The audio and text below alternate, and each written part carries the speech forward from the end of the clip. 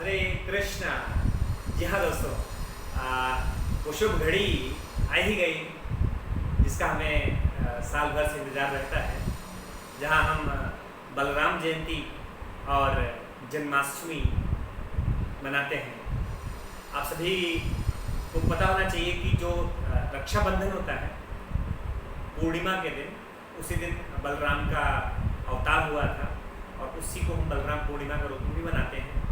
और हम लोग देखेंगे कि हम समझेंगे आज इस टॉपिक में कि बलराम स्पेशली अपना जो हल है वो क्यों, हल से क्या प्रतीक है, हल क्यों रखते हैं, तो हम इस पर विशेष रूप से डिटेल में चर्चा करेंगे। ये जो हल है वो हल इसलिए है, हल का दो काम होता है। एक तो वो खेती में जो है हल के द्वारा हम बीज बोते हैं, तो वो एक काम होता है। दूसरा काम होता है, मान लो झाड़ है या कुछ मतलब गंदगी है तो उसको रास्ता साफ करने का भी काम आता है।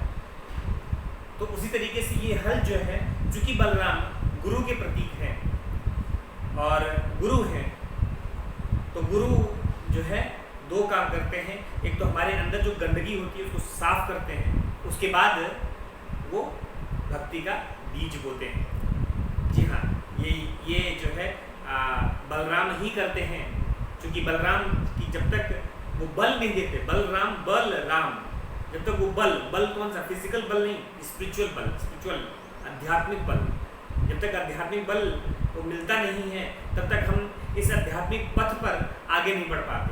सब हम सभी को चाहिए कि जो ये बलराम पूर्णिमा है उस दिन हमें भगवान बलराम से प्रार्थना करनी चाहिए कि उनका जो आशीर्वाद है हमें मिले और हम अपनी भक्ति में आगे बढ़ पाएँ, क्योंकि जब तक उनका आशीर्वाद नहीं मिलेगा तब तक हम आगे नहीं बढ़ पाएंगे, जब तक उनका बल नहीं मिलेगा तब तक हम आगे नहीं बढ़ पाएंगे। एक बहुत रोचक कथा आती है, जब वो पिछले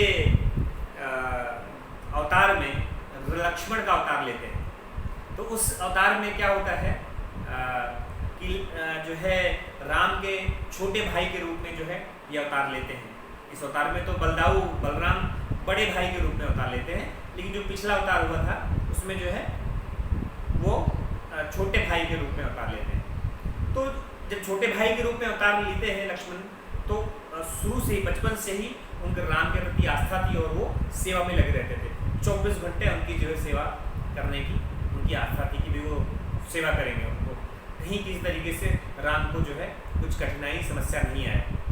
लेकिन जब शादी हुई तो शादी के बाद सीता जी भी आ गई, तो सीता जी उनकी पत्नी थी, तो पत्नी होने के नाते उनका भी कर्तव्य था कि 24 घंटे वो सेवा, अपने पति की सेवा करें, भगवान राम की। तो और वो यहाँ तो देखे कि लक्ष्मण जी इतना मतलब सेवा करने में इतना आगे कि सारी सेवा ही ले लेते थे, उनको मौका ही नहीं मिलता था सीता जी को। तो बड़ी समस्या खड़ी हो गई कि कैसे जो है सेवा करूँ मैं अपने पति की। तो राम जी जो है समस्या में पड़ गए, क्योंकि न लक्ष्मण का साइड ले सकते थे और ना ही सीता का। जिसकी भी साइड लेंगे एक दूसरे, कोई ना कोई एक नाराज़ होगा। तो वो बोले कि चलो वशिष्ठ मुनि के पास चलते हैं। तो वशिष्ठ मुनि के पास गए और जब वहाँ पहुँचे तो वशिष्ठ मुनि को अपनी सारी ये समस्या बताई। तो वशिष्ठ मुनि बड़े ही सरल रूप में उन्होंने समस्या का समाधान किया और कहा कि जब भगवान राम घर में हो तो घर के अंदर जो है सीता जी पूरा सेवा और उसका जो है ध्यान रखेंगी, और जब भगवान राम बाहर हो, पब्लिक प्लेस पे हो, तो जो है उस समय लक्ष्मण जी सेवा करेंगे। तो ये दोनों इस तरीके से दोनों की सेवाओं को बांटा, लेकिन फिर भी लक्ष्मण जी खुश नहीं हुए। उनको ये था कि सीता जी ने उनकी सेवा छीन ली है और जो है सेवा नहीं कर पा रहे हैं भगवान राम की। ये भाव होता है भक्तों का, जहाँ पे हम जो है हमेशा सेवा में रत रहने का जब भाव रहता है, उसमें कोई दूसरा कोई सेवा करने आ जाता है तो उनको लगता है यार ये तो मेरी सेवा थी, ये क्यों, ये कैसे, मतलब ये तो मुझे करना चाहिए। तो ये रहता है, भाव आता है। तो कुछ ऐसा भाव जो उनके अंदर आता है। तो इस तरीके से हम ये देखते हैं कि कई बार हम जब भक्त होते हैं तो भक्तों में भी जब सेवा मिलता है तो कभी एक प्रभु जी दूसरी बात बोलते हैं, दूसरे प्रभु जी दूसरी बात बोलते हैं।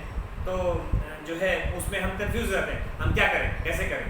तो सर्वेंट बनना भी आसान नहीं है, भगवान का दास बनना भी आसान नहीं है। कई बार जो है ऐसी समस्याएं आती हैं कि क्या करें क्या नहीं करें, लेकिन हम कोशिश करते हैं कि इनको भी खुश कर लें, इनको भी खुश कर लें।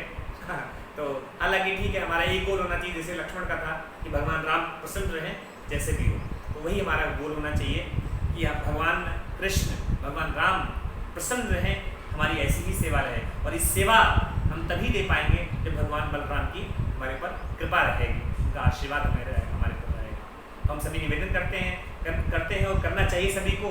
और आप सभी जितने भी व्यूअर्स हैं उनसे भी मैं अनुरोध करूंगा कि आप जहाँ भी हो, जैसे भी हो, भगवान बलराम की कृपा प्राप्त करने के लिए उनसे प्रार्थना कीजिए और अपनी भक्ति में जो आपका पथ है, जो भी जैसे भी चूज़ किया है आपने, उसमें और आगे बढ़िए और अपने आप को जो है ऊंचे स्थान पर ले जाके भगवान गोलोक धाम जाने की जो है प्रोसेस प्रक्रिया अपनाइए। हरे कृष्णा।